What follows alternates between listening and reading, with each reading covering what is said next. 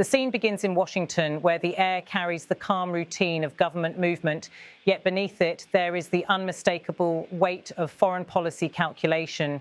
Camera crews wait near the South Lawn, microphones positioned, lenses focused.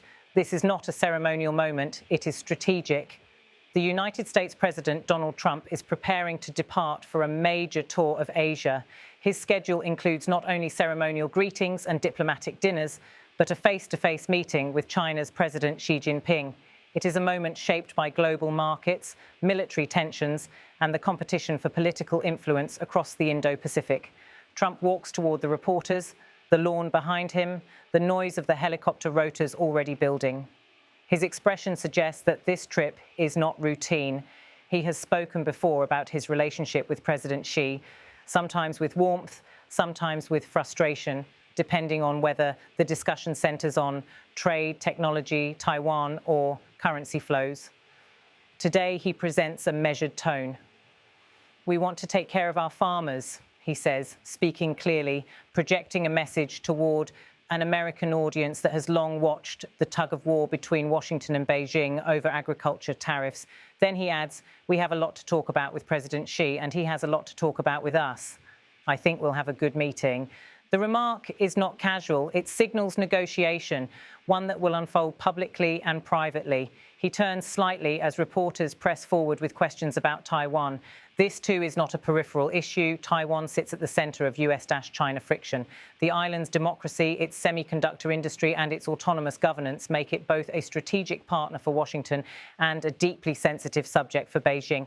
Trump pauses, then responds, well, I'll be talking about Taiwan. I won't be going there, but I'll be talking about it. It's not too far away. I have a lot of respect for Taiwan. The statement is calibrated. It reassures Taiwan of US support, but avoids direct provocation. Words matter. Every phrase in this space can shift diplomatic tone, market confidence, or military posture. The departure scene continues. Trump steps toward Marine One. The helicopter blades accelerate, stirring the leaves on the lawn. The press captures every detail, the movement toward the aircraft, the brief wave, the lift into the air. This moment is not just about a journey, it is about messaging to domestic audiences, to allies and to rivals. We want to take care of our farmers. We have a lot to talk about with President Xi, and he has a lot to talk about with us. I think we'll have a good meeting. Well, I'll be talking about Taiwan. Won't be going there, but I'll be talking about it. Won't be too far away. A lot of respect for Taiwan. I might do that, yeah. Well, I have a lot of respect for Rick Scott and a lot of them that are asking me to do that. And it's on my list. I'm going to ask. Look, they're big enemies. So we'll see what happens, you know. Jimmy Lai and President Xi are big enemies. But it's been a long time, and it'll be on my list. Canada, that's why I pulled everything. With Canada, they did a crooked ad. They knew it was Ronald Reagan loved tariffs.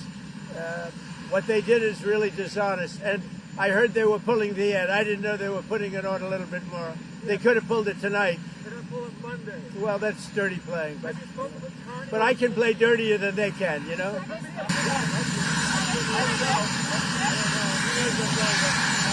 don't know. You let him know. He knows that I'm going there. I would like to. I get along with him. But before leaving, Trump is asked about an issue that cuts deeper than trade or territory, human rights. Specifically, he is asked whether he will raise the case of Jimmy Lai, a Hong Kong media figure whose imprisonment has become a symbol of political repression for many lawmakers in the United States. Trump listens, then answers with measured resolve, I may, yes. I have a lot of respect for Rick Scott and anyone who asks me to do it, and it's on my list. I'm going to ask for it. Jimmy Lai and President Xi are great enemies, but it's been a long time, and it will be on my list. The phrasing is notable. He acknowledges the request, but also the sensitivity of confronting China directly on a case that Beijing frames as internal legal matter. This is where diplomacy moves beyond public statements and into negotiations shaped by leverage, tone, and timing. Another topic emerges, the US relationship with Canada. Recently, a dispute involving trade messaging escalated to the political level. Trump frames it sharply. Canada, that's why I pulled everything. They did a crooked ad. That's dirty playing. But I can play dirtier than they can. The comment signals that US trade posture during this Asia trip does not exist in isolation. It is part of a broader recalibration of global partnerships, relationships maintained, tested, and sometimes renegotiated. Then the final question, will Trump meet Kim Jong Un during this Asia tour? The reporters lean in. The answer, though brief, is significant. I get along with him very well. No confirmation, no denial, just possibility. And in geopolitics, possibility itself can shift regional calculations. As Marine One rises above Washington and turns toward Joint Base Andrews, the scene transitions from domestic messaging to international diplomacy. The flight path will take the president across the Pacific into a region shaped by alliances, rivalries, and tensions layered over decades.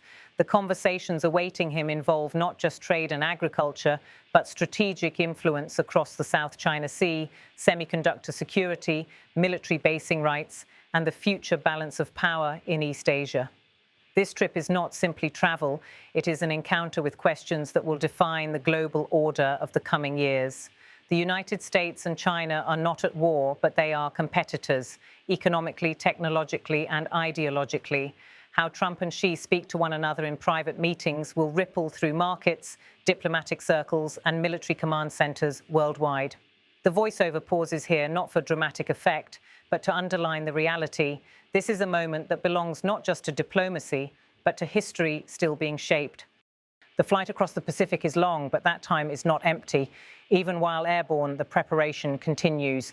Advisors brief the president on the most recent Chinese economic indicators, currency movement trends, semiconductor export controls, and regional military activity near Taiwan and the South China Sea. The briefing portfolios include not only charts and diplomatic summaries, but the political atmosphere in Beijing, which is shaped by both domestic pressures and long-term strategic ambition. The United States and China are not simply two major economies negotiating trade terms. They are two systems, two worldviews, two strategic approaches to power and influence. The anticipation surrounding the upcoming meeting between Donald Trump and Xi Jinping is global. Markets in Europe, Asia, and North America watch closely. Currency traders monitor statements for any hint of adjustment to tariffs or dollar-yuan dynamics. Tech companies follow the discussions for clues about chip supply chains and export licensing. Even agricultural cooperatives across the American Midwest listen for indications of soybean purchasing agreements or tariff relief. Diplomacy between Washington and Beijing reaches deep into daily life for millions of people who may never think about geopolitics directly. When Air Force One lands in Asia, the reception is organized with protocol precision, military honor guards, formal greetings, and the symbolic representation of national respect. But behind the ceremony, diplomats from both sides are already engaged in negotiating the tone and structure of the leader-to-leader meeting.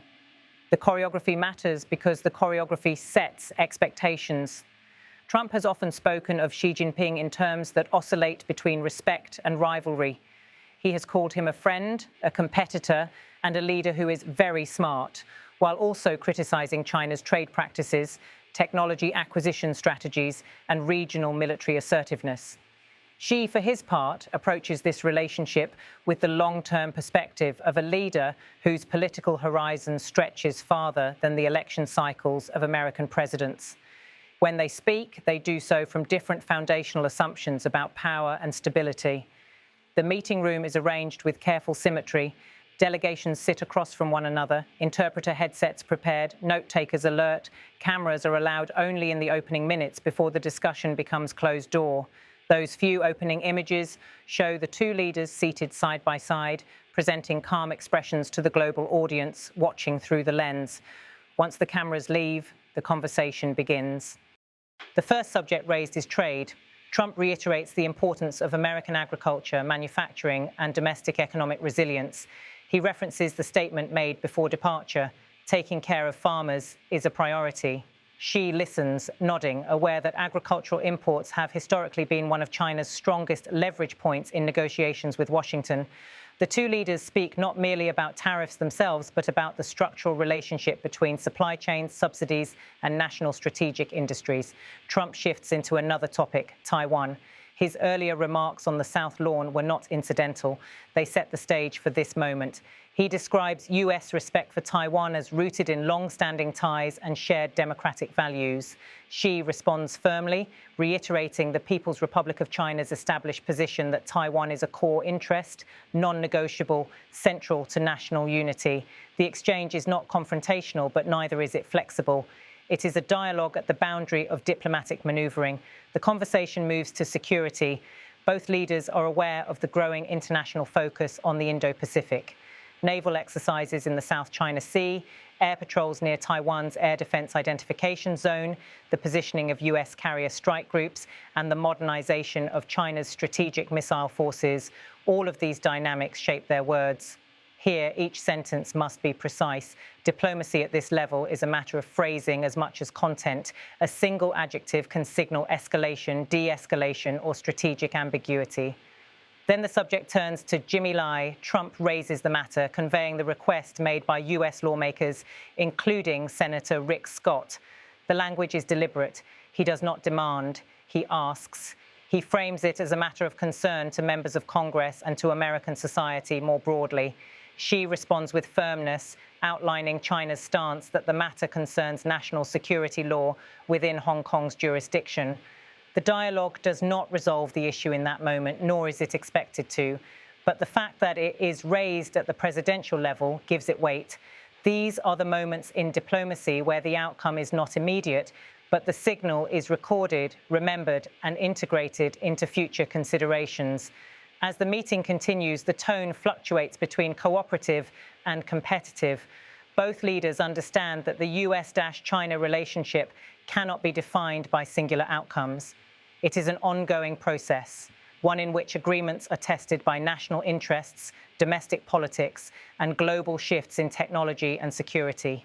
The meeting concludes without grand public announcements, but the tone established will guide the next phase of bilateral engagement. Afterward, Trump meets with business leaders and American diplomats in the region.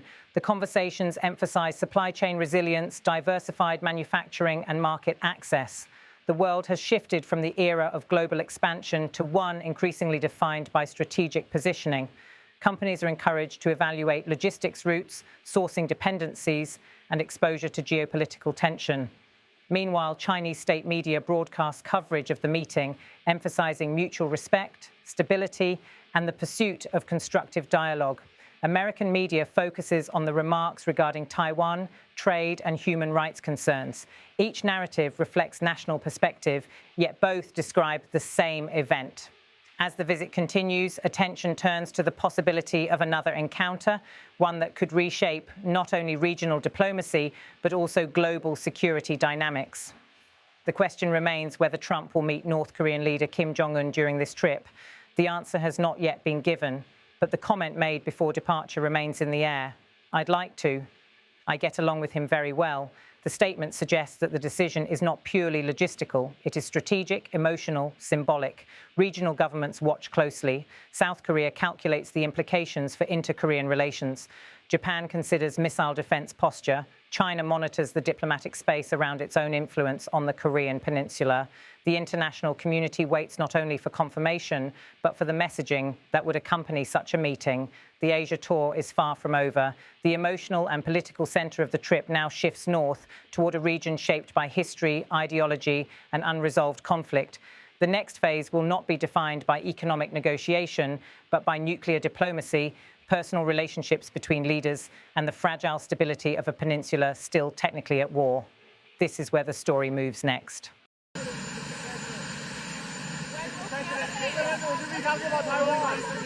president is here, and he's a great guy, and I'm going to make sure we have somebody that he likes. I can never do something bad. You know, when they say bad about me, I don't forget.